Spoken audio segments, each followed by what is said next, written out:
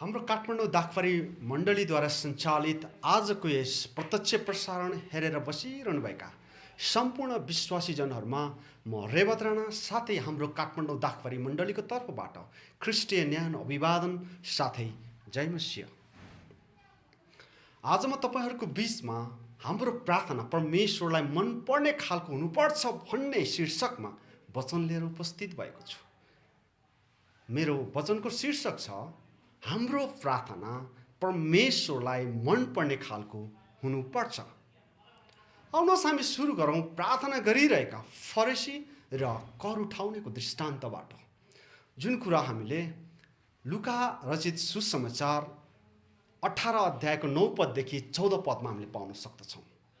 यस दृष्टान्तले हामीलाई कसरी प्रार्थना गर्ने र कसरी प्रार्थना नगर्ने भन्ने बारेमा बताउँदछ।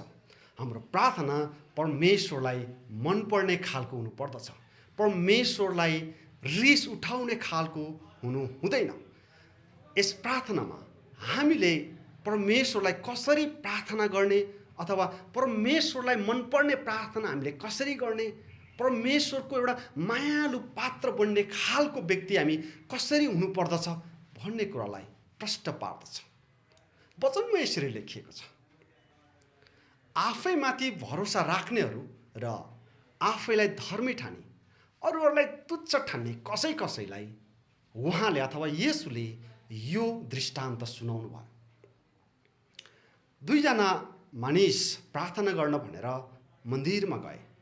एकजना फारिसी र अर्को चाहिँ कर उठाउने थियो।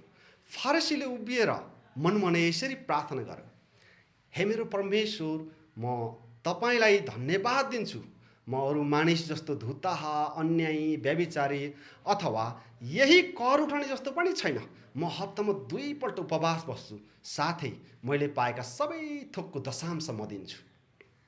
तर कर उठाउनेले चाहिँ टाढै उभिएर स्वर्गतिर आफ्नो आँखा पनि नउठाई यसो भन्दै आफ्नो छाती पिट्यो, हे परमेश्वर, म पापीमाथि दया गर्नुहोस्।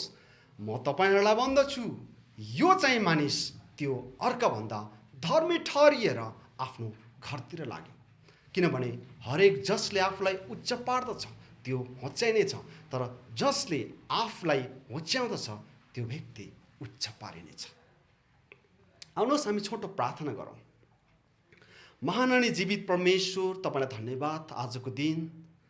तपाईँ परमेश्वरले मलाई तपाईँको ज्ञान र बुद्धिले भर्नु भएको होस्। प्रभु, तपाईँको त्यो सामर्थ्यले भन्नुभएको होस्। आज म जुन वचनको खण्डबाट प्रभु तपाईँको वचनको प्रभु मैले व्याख्या गर्न गइरहेको छु, र प्रभु मलाई थाहा छैन, तर तपाईँ परमेश्वरले मलाई सिकाउनुहोस्। मैले बोलेका मेरो ओठ र जिब्रोबाट फटकारिएर निस्किएका हरेक शब्दहरूबाट तपाईँ परमेश्वर वचन बनेर निस्किनु भएको होस्। आज जो जतिले प्रभु यो प्रत्यक्ष प्रसारण हेरेर बसिरहनु भएको छ प्रभु, उहाँलाई प्रभु तपाईँ परमेश्वरले ज्ञान र बुद्धि दिनुभएको होस्, समझ शक्ति दिनुभएको होस्। प्रभु उहाँहरू प्रत्येकलाई पवित्र आत्माले भर्नुभएको होस्, ताकि प्रभु तपाईँको वचनले के भन्न खोजिएको छ त्यो उहाँहरूको हृदयमा प्रष्ट भएको होस्। धन्यवाद प्रभु येशू ख्रिस्टको नाममा, आमेन। अब म तपाईँहरूलाई एउटा प्रश्न राख्न चाहन्छु। हामी कस्तो खालको मानिस छौँ? के हामी पाप र शरमको बारेमा ख्याल राख्दछौँ? फेरि पनि मैले तपाईँहरूलाई सोधेँ, हामी कस्तो खालको मानिसहरू हौँ? के हामी पापको बारेमा अनि शरमको बारेमा ख्याल गर्दछौँ? यदि ख्याल गर्दछौँ भने हाम्रो निम्ति यो अति प्रोत्साहन दिने दृष्टान्त हो। तर हामी पापी छौँ भन्ने विचारलाई अस्वीकार गर्दछौँ। हामी आफ्नै बारेमा प्रसन्न छौँ र परमेश्वरको न्याय शासनको सामुन्ने आफ्नै व्यक्तिगत धारणाबाट न्याय गरी खुसी हुने अनुभव गर्दछौँ भने यस दृष्टान्तलाई पनि हामीले मन पराउने छैनौँ। यो कुरा धेरै रोचक छ।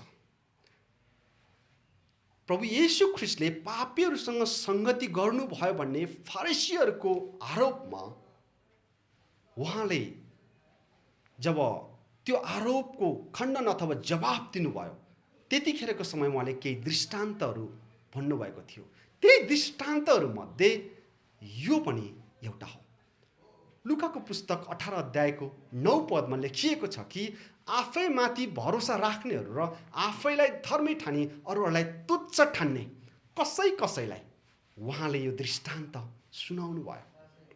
यरुशलेममा हरेक धर्मी मानिसहरू हेर्नुहोस् त, ती मानिसहरूले परमेश्वरले इन्कार गर्नुहुन्छ कि उहाँले ती मानिसहरूले नै भनेका थिए कि परमेश्वरले त इन्कार गर्नुहुन्छ भनेका मानिसहरूलाई नै परमेश्वरले ग्रहण गर्नुभएको थियो। हामी देख्न सक्छौँ एकजना धनी मानिस र लाजरसको दृष्टान्तमा कि परमेश्वर त्यो लाजरसको पक्षमा हुनुहुन्थ्यो। लुकाको पुस्तक मलाई जहाँसम्म लाग्छ 16 अध्यायको 19 पददेखि 31 पदसम्म हामीले यो कुराहरू देख्न सक्दछौँ।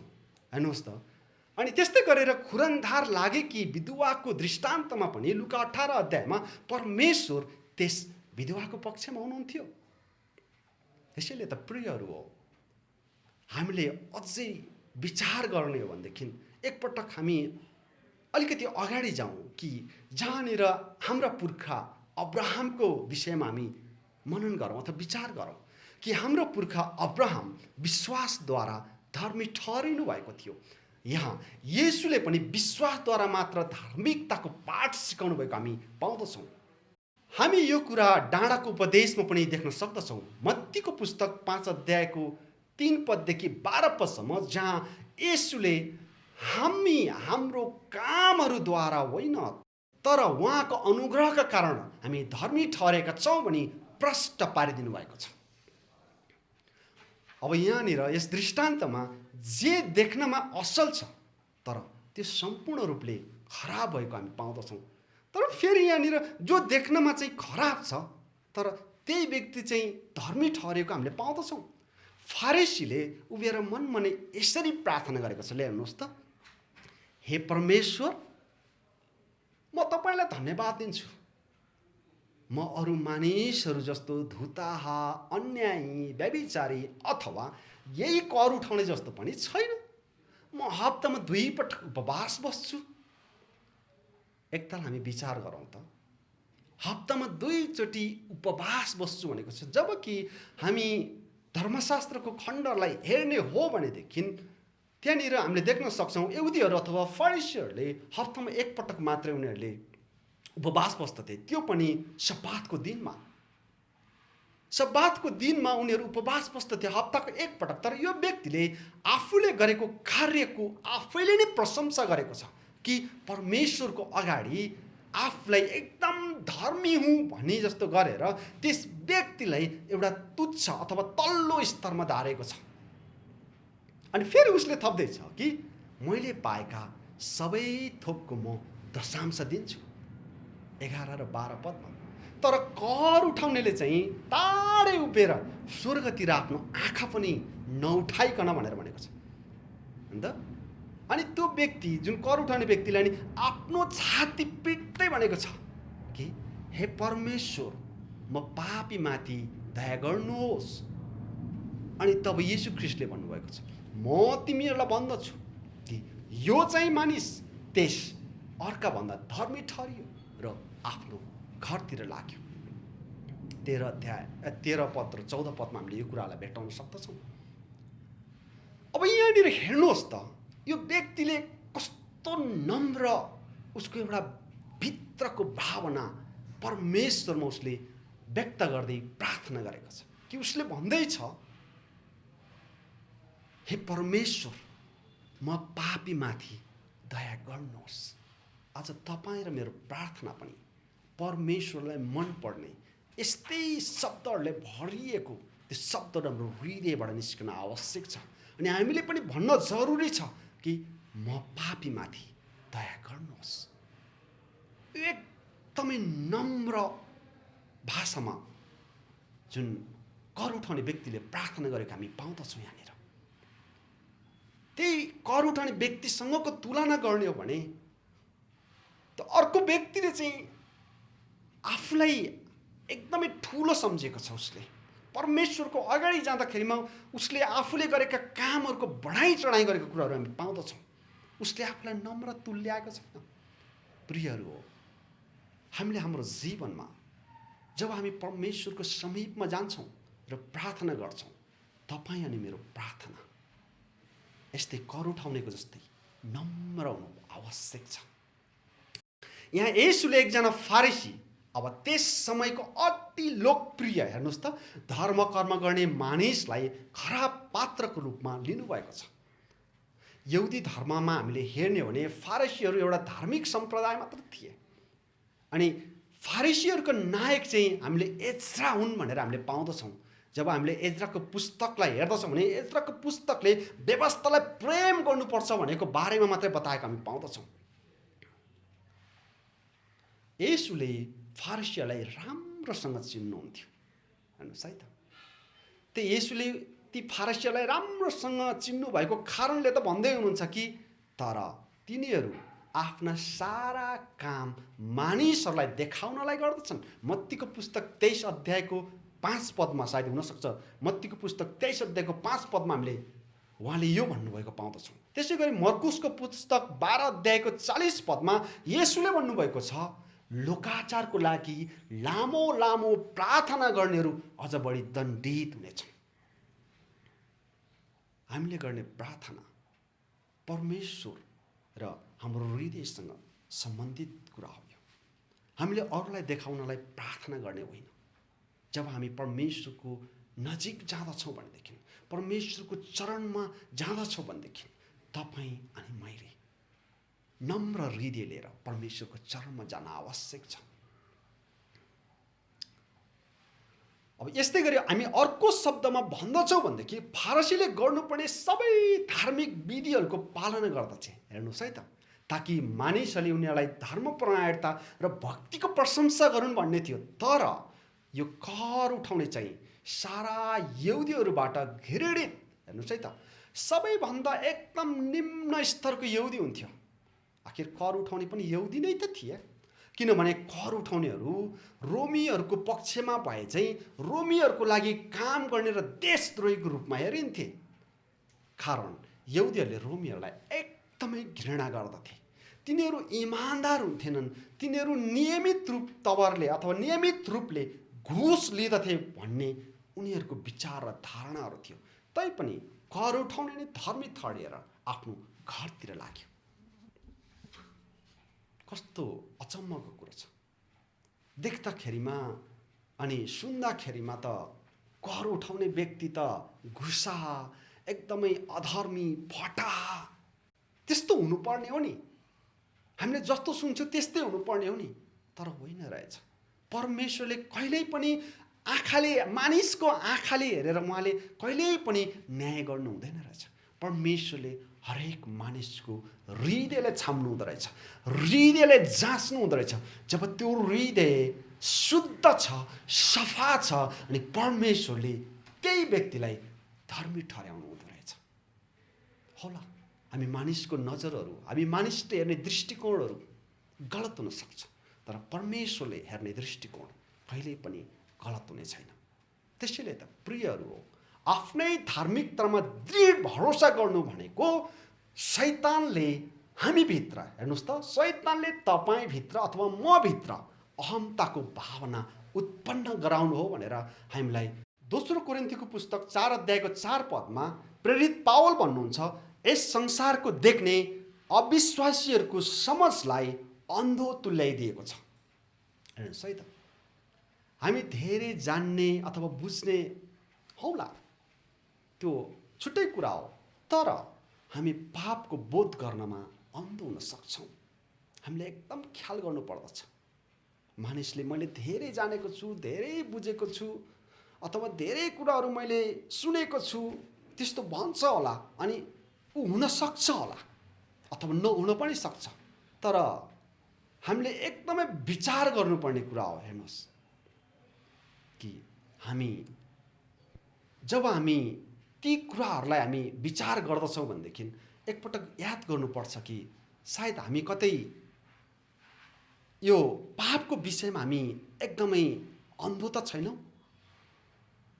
त्यस कारणले गर्दाखेरिमा यो एकदम सोच्नुपर्ने कुरा हो कि वचनले भन्दछ, यदि हामीमा पाप छैन भने हामी भन्छौँ भने त हामीले आफैलाई धोका दिन्छौँ र हामीमा सत्य हुँदैन भन्दछ। पहिलो यूहन्नाको पुस्तक 1 अध्यायको 18 पदले यो कुरालाई प्रष्ट पारिदिएको छ। यदि हामी आफूलाई क्रिस्चियन हौ भन्छौँ भने त याद गर्नुपर्ने कुरा तपाईँ र मैले हामी याद गर्नुपर्दछ कि अरू मानिसहरूलाई होच्याउने कदापि असल क्रिस्चियन हुनै सक्दैन। यहाँ फारिसीले जुन एउटा फारसी, त्यो फारसीले कर उठाउनेलाई होच्याएको छ। यस दृष्टान्तको अन्तमा येशूले भन्नुभयो, किनभने हरेक जसले आफूलाई उच्च पार्दछ त्यो होच्याइनेछ, तर जसले आफूलाई होच्याउँदछ त्यो उच्च पारिनेछ। हामी याकुबको पुस्तक 6 अध्यायको 4 पदमा पनि हेर्न सक्दछौँ कि परमेश्वरले अभिमानीहरूको विरोध गर्नुहुन्छ तर नम्रहरूलाई अनुग्रह गर्नुहुन्छ भनेर लेखिएको छ। 6वटा कुराहरू बाइबलमा छन् जसलाई परमेश्वरले घृणा गर्नुहुन्छ। हेर्नुहोस् है त। 7औं चाहिँ जो उहाँको दृष्टिमा घृणित छन् भनेर लेखिएको छ।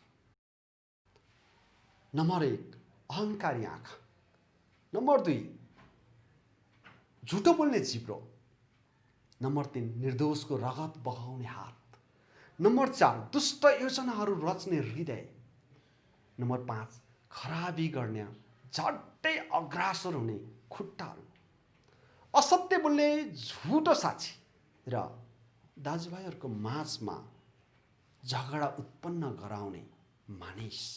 हितोपदेशको पुस्तक 6 अध्यायको 16 पददेखि 19 पदमा यो कुरालाई पाउन सक्दछौँ।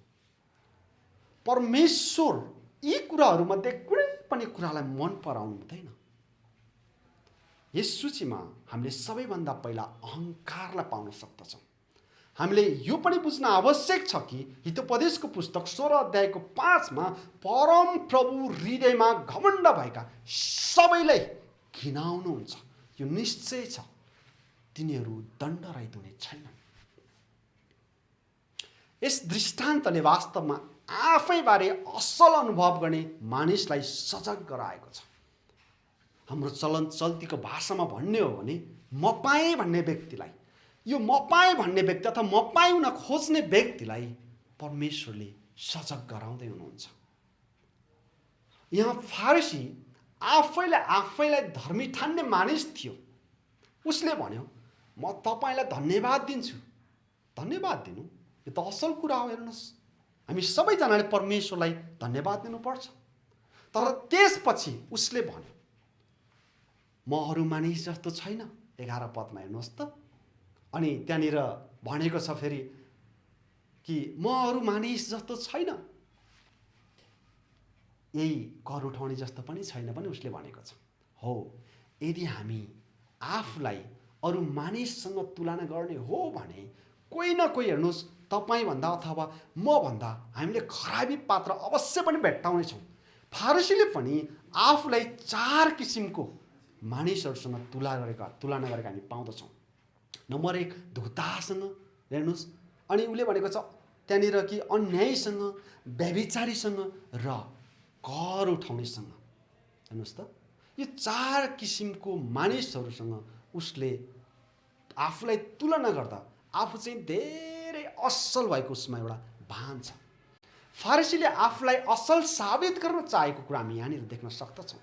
उसले आफू परमेश्वरसँग दोहोरो कुरा गरिरहेको र परमेश्वरले उसलाई प्यारो ठानेको त्यो एक प्रकारको उसमा त्यो भान छ। वास्तविक त यही नै हो कि जब धेरै समय हामी प्रार्थना गर्दछौँ, परमेश्वरबाट प्रार्थनाको उत्तर हामीले प्रार्थनामा अपेक्षा गरे अनुसारको हामी खोज्दछौँ। हेर्नुहोस् त, हामीले अपेक्षा गरे जस्तो प्रार्थनाको उत्तर हामीले पाएनौँ भनेदेखि हामी फेरि पनि प्रार्थना गर्दछौँ। यो एकदम सही कुरा हो। हामी सबैजनाले त्यही नै गर्छौँ, होइन र त? हेर्नुहोस् त। र अनि परमेश्वरबाट भिन्न प्रकारको उत्तरको पनि हामी अपेक्षा गर्दछौँ। हेर्नुहोस् त,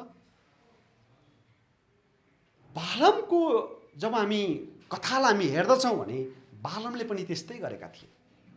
हेर्नुहोस्, तपाईँहरू कतिजनालाई थाहा छ कि यो बालामको कहानी हामीले चाहिँ गन्तीको पुस्तक 22 अध्यायको 12 पदमा हामी पाउन सक्दछौँ। परमेश्वरले बालमलाई सुरुमै भन्नुभएको छ, हेर्नुहोस् है त, त तिनीहरूसँग नजा। तर मानिसहरू आएपछि बालमले के गरे होला? जब मानिसहरू आए तब बालमले भने तपाईहरू चाहिँ यहीँ बस्नुहोस्। हेर्नुहोस् है त, तपाईहरू चाहिँ यहीँ बस्नुहोस्, परमेश्वर अझ अरू के भन्नुहुन्छ मलाई पत्ता लगाउन दिनुहोस्। परमेश्वरले पहिले नै जवाब दिनु भइसकेको भए तापनि बालमले चाहिँ कुरा गरिरहे। हामी मानिसहरू यस्तै नै हुन्छौँ। हामी आफूले सुन्न चाहेको कुरा मात्र सुन्न चाहन्छौँ, अथवा हामी त्यही कुराहरूलाई मात्र हामी खोज्दछौँ। आफूलाई परमेश्वरको प्यारो भएको हामी महसुस गर्दछौँ। हो, प्रार्थनाको कारण परमेश्वरले तपाईँमा अनि ममा, हामी सबैजनामा कृपा अथवा दण्ड दुवै कुराहरू लिएर आउन सक्नुहुन्छ। हेर्नुहोस् है त, हामीलाई उहाँले जब हामी प्रार्थना गर्दछौँ त्यो प्रार्थनाले कयौँ किसिमका दण्ड अथवा खराबीहरूबाट बचाउनु पनि हुन्छ। हेर्नुहोस् है त, मोसाले प्रार्थना गरेको कारणले नै हारूनले परमेश्वरको क्रोधबाट बाँच्न पाए। हामी व्यवस्थाको पुस्तक 9 अध्यायको 20 पदमा हामीले यो कुरा पाउँदछौँ। राजा हिजकिया जब ऊ चाहिँ एउटा मृत्युको मुखमा पुगिसकेका थिए, तर ऊ मृत्युको मुखबाट फेरि बाँचे र 15 वर्षको लामो आयु अथवा जीवन उसले पाए। दोस्रो राजाको पुस्तक 20 अध्यायमा हामी यो कुरा पाउन सक्छौँ। यो सबै उनीहरूको प्रार्थनाको कारणले थियो। प्रार्थना गर्दा परमेश्वरलाई मन पर्नुपर्ने हुनुपर्छ, न कि परमेश्वरलाई रिस उठ्ने, न कि तपाईँ र मलाई नै एकदमै हामीलाई मात्रै मन पर्ने। हाम्रो प्रार्थना एकदम नम्र हुन आवश्यक छ। यहाँ कर उठाउनेले परमेश्वरलाई मन पर्ने प्रार्थना गरेको हामी पाउन सक्दछौँ। उसले टाढै उभिएर आफ्नो आँखा स्वर्गतिर पनि नउठाइकन यसो भन्दै आफ्नो छाती पिटेका छन्, हे परमेश्वर, म पापीमाथि दया गर्नुहोस्। र परमेश्वरले उसलाई धर्मी ठहराएको छ। कस्तो मजाको कुरो छ यहाँनिर, कति असल कुरो छ यहाँनिर कि जो व्यक्ति जसले आफैलाई होच्याएको छ, जसले एउटा परमेश्वरको समीपमा जाँदाखेरिमा परमेश्वरलाई मन पर्ने खालको ती शब्दहरूद्वारा परमेश्वरमा प्रार्थना गरेको छ, परमेश्वरमा घुँडा टेकेको छ। उसले कसैलाई पनि आफूले गरेका कुराहरूको बारेमा उसले कसैलाई पनि तुच्छ ठानेर उसले ती कुराहरू आफ्नो मनभित्रका कुराहरू यथार्थले उसले निकालेको छैन। जे कुरा छ उसको हृदयभित्रको यथार्थ, उसले त्यही कुरालाई पोखेको हामी पाउँदछौँ। वचनले भन्दछ, किनभने अनुग्रहबाट विश्वासद्वारा तिमीहरूले उद्धार पाएका छौ, र यो तिमीहरू आफैबाट होइन, यो त परमेश्वरको वरदान हो, कर्महरूद्वारा होइन, नत्र त मानिसले घमण्ड गर्नेछ। एफिसीको पुस्तक 2 अध्यायको 8 पददेखि 9 पदमा हामीले यो कुरालाई पाउन सक्दछौँ। यहाँनिर हेर्नुहोस् त, अहङ्कारले मानिसलाई आत्मिकी तवरमा नष्ट पारिदिँदो रहेछ भन्ने कुरालाई एकदमै प्रष्टसँग यहाँनिर प्रस्ट्याइदिनु भएको कुरा हामी पाउँदछौँ। यसै आगम वक्ताले परमेश्वरलाई भन्नुभएको छ कि हाम्रा सबै धार्मिकताहरू अथवा हामीले गरेका सम्पूर्ण धार्मिक कामहरू फोहोर झुत्रा जस्तै हुन्। यसैयाको पुस्तक 64 अध्यायको मलाई जहाँसम्म लाग्छ 6 पदमा यो कुरालाई हामी पाउन सक्दछौँ। त्यसै कारणले गर्दाखेरि हामीले बुझ्नुपर्छ कि परमेश्वरले आफ्नो इच्छा अनुसार तपाईँ अथवा मलाई, हामीलाई कृपा गर्न पनि सक्नुहुन्छ, कृपा नगर्न पनि सक्नुहुन्छ। यो कुरालाई तपाईँ र मैले आत्मसात गर्नु आवश्यक छ। हामीले राम्ररी बुझ्नु पर्दछ यो कुरालाई। घर उठाउने व्यक्ति जसले आफ्नो हृदयबाट यो कुरालाई स्वीकारेको छ, त्यो कर उठाउने व्यक्तिले आफ्नो निम्ति जो आफ्नो दयाको लागि प्रार्थना गरिरहेका छन्, उसले यो कुरालाई प्रष्टसँग बुझेको छ कि परमेश्वरले ऊ आफूमाथि कृपा गर्न पनि सक्नुहुन्छ, कृपा नगर्न पनि सक्नुहुन्छ। प्रियहरू हो, आज हाम्रो प्रार्थनामा नम्र बिन्ती हुन एकदमै जरुरत छ। जसरी कर उठाउनेले भने जस्तै गरी हाम्रो प्रार्थनामा पनि हे परमेश्वर, म पापीमाथि दया गर्नुहोस् भन्न आवश्यक छ। हामीले हाम्रो नाम, हाम्रो काम, हाम्रो धर्म, हाम्रो ओहदा, हाम्रो धन सम्पत्ति तथा यावत कुराहरूको घमण्ड र अहङ्कारलाई त्याग्नु आवश्यक छ। तपाईँ अनि मैले आज आफैलाई नम्र बनाउनु पर्दछ। जब हामी परमेश्वरको नजिक जान्छौँ, परमेश्वरको चरणमा जान्छौँ, जब हामी परमेश्वरको चरणमा गइकन हाम्रो घुट्नालाई टेकाउँदछौँ, शिरहरूलाई झुकाउँदछौँ, हामी आफैलाई नम्र बनाउन आवश्यक छ। के यो वचन सुनिसके पछाडि तपाईँ परमेश्वरको अगाडि जाँदा, परमेश्वरमा जब तपाईँले आफ्नो अन्तर्विन्तीका प्रार्थनाहरू लिएर जानुहुन्छ, आफैलाई नम्र बनाउन तयार हुनुहुन्छ। अन्ततः परमेश्वर अथवा परम प्रभु हाम्रो परमेश्वर भन्नुहुन्छ। हरेक जसले आफूलाई उच्च पार्दछ त्यो व्यक्ति होच्याइनेछ, अथवा जसले आफूलाई होच्याउँदछ तर त्यो उच्च पारिनेछ। यहाँहरू सबैजनालाई परमेश्वरले प्रशस्त मात्रामा आशिष दिनुभएको होस्। तपाईँहरू सबैजनालाई आजको यो अनलाइन सङ्गति असल तरिकाले सुनिदिनु भएकोमा धेरै धन्यवाद। परमेश्वरले तपाईँहरू सबैजनालाई निरन्तर रूपमा आशिष दिइरहनु भएको होस्। धन्यवाद।